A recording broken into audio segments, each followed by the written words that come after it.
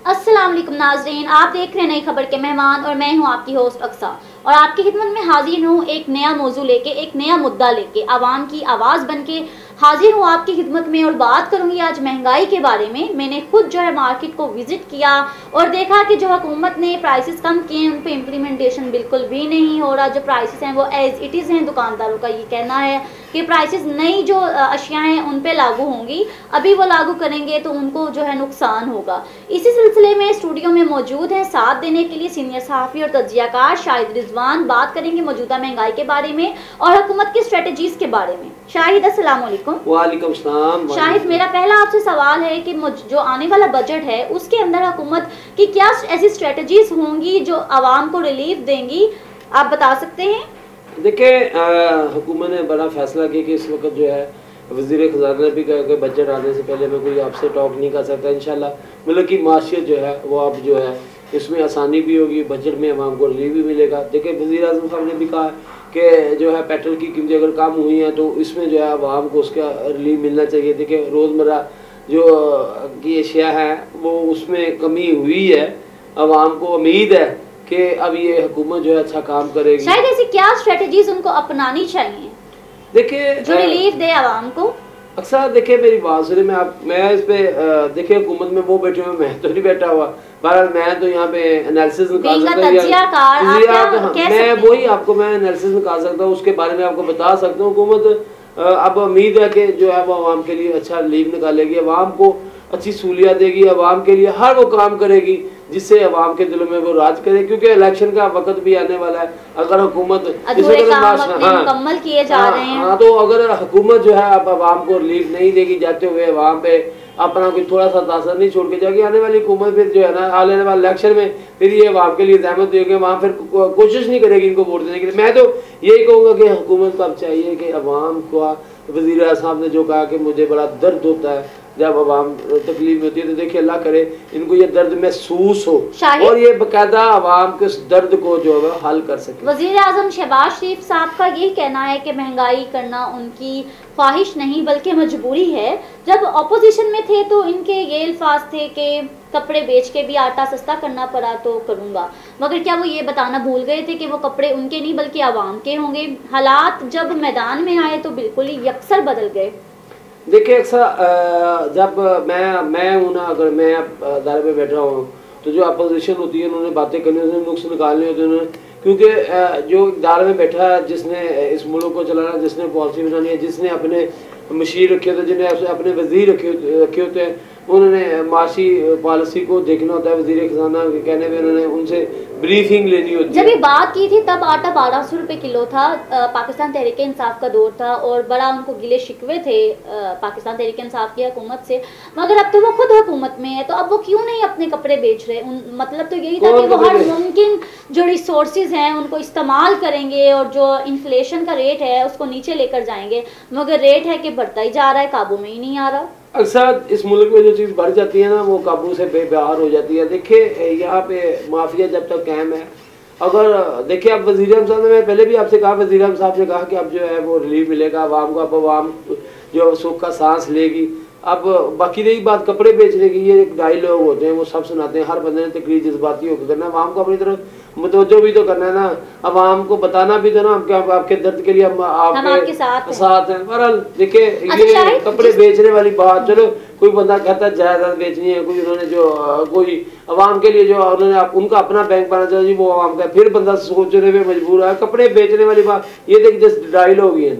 महंगाई की जो दौर है उसको काबू में करना बड़ा मुश्किल हो गया है। इसी महंगाई की दौर में आवाम पर एक मजीद जो है बम वो नाजिल कर दिया गया है कि इवन गर्मी के अंदर भी एक तो गैस की लोड शेडिंग बढ़ा दी है। लोड शेडिंग बढ़ने की वजह से लकड़ी की जो मांग है उसमें इजाफा हो गया।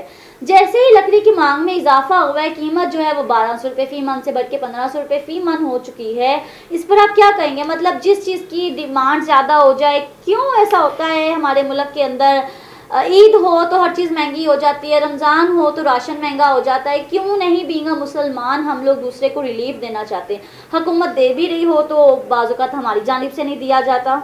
देखिए अक्सर मैं आपको एक बात बता दूं, देखें रही बात लोड शेडिंग की, मैं आपको एक बात बता दूं। आज मेरे एक दोस्त हैं सुई गैस में हैं, अच्छी सीट भी है मेरी, उनसे एक दफ़ा बात हुई गैस के वाले लोड शेडिंग के हवाले से उन्होंने मुझे एक बड़ा प्यारा सवाल किया कि देखिए साहब शाहिद भाई आप, मैं आपको एक बात बताता हूँ, एक चीज़ जो है आपको वहाँ से सुई गैस से आपको जो है पाइपलाइन पे आपको प्रेशर दे दिया जाता है। जब वो प्रेशर दे दीजिए आप 200 प्रेशर है, जब 200 प्रेशर आएगा तो आगे से रास्ते से जब बीच में से टांका लग जाएगा, एक नहीं 10 टांके लग जाएंगे, तो वो जो प्रेशर ऑटोमेटिकली जो है वो कम हो जाएगा। उसका मतलब है कि गैस चोरी की वो बात बता रहा था कि जब आपकी गैस जितना आपका प्रेशर है, अगर आप मिल ऑनर जो है या कोई बंदा है वो अगर बीच में से गैस चोरी कर लेता है तो उससे जो है वो तो असर पड़ता है। फिर जो लोड शेडिंग जो है इसी वजह से होती है, इसी वजह से जो है गैस का प्रेशर जो है वो कम होता है। मैंने ये मेरी बड़ी डिटेल में बड़ी उन्होंने बातें की। बाकी रही बात जो है घरेलू सार्फिन कितनी गैस यूज कर लेते होंगे? घरेलू आप देखे, मैं अब घरेलू सार्फिन के हवाले से मैं आज आपको बात बताऊँ। देखिए मैं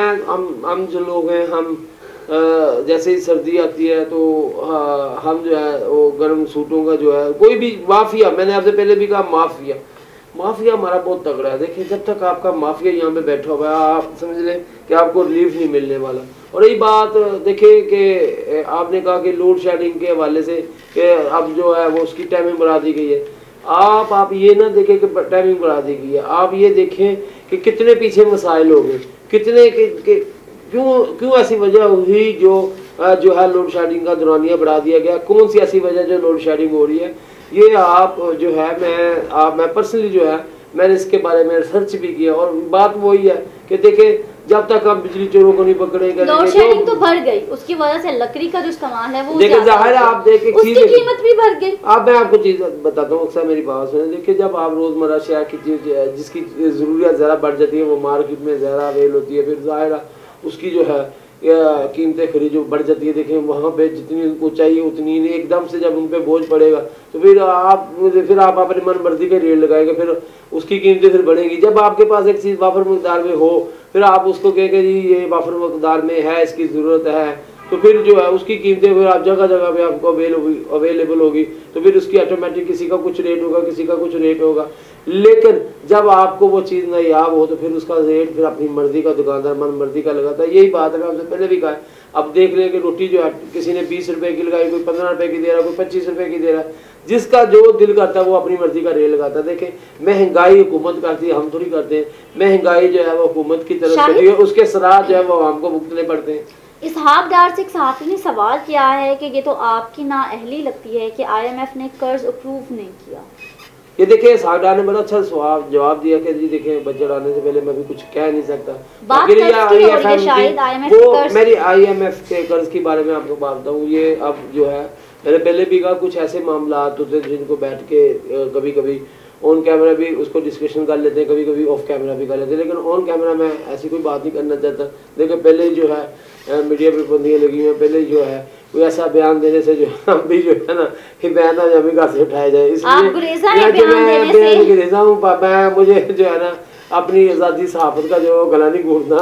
तो बाकी ये बात है अल्लाह करे। देखे उन्होंने कहा था कि सरदार साहब को जी आपको यहाँ पे बुलाया गया कि जो डॉलर का रेट नीचे है और जो माशी हालात है वो बेहतर हो सके। डॉलर जो है उसकी हमें डॉलर से क्या पड़ता है, फर्क पड़ता है। मैंने आपसे पहले कहा दिहाड़ीदार को डॉलर से कोई फर्क नहीं पड़ता। उस बेचारे ने 2 वक्त की रोटी कमानी होती है और उसके लिए जो 2 वक्त की रोटियां कमाना बहुत मुश्किल है। मैंने उस दिन हर प्रोग्राम में ये कहता हूँ सर आप हम अपने गिरेबान में जाके देख लें हमारे मिसाइल कितने बढ़ चुके हैं। अब आप देखें हमारे अखबार वालों को, हमारे चैनल्स वालों को, उनकी अखराजात कहाँ पे बढ़ गए, लेकिन मजदूर की जो वही की वही उनकी उजरत जो है ना वो अभी तक उस पर कोई इम्प्लीमेंट नहीं हुआ। बहरहाल बहुत शुक्रिया। शायद प्रोग्राम का वक्त जो है वो खत्म हो रहा है। At the end of the program मैं यही कहना चाहूँगी कि मौजूदा हालात को देख के खान साहब का फ़कत एक जुमला याद आता है और वो बड़ा खूबसूरत जुमला था, बड़ा मजाक भी बना था उस जुमले का, मगर अब वो सच होता जो है वो नज़र आता है कि सुकून सिर्फ कब्र में है। और आवाम की जानिब से पार्टीज़ को फ़कत एक ही पैगाम है कि ये वादे तुम निभाना, हमें तुम भूल ना जाना।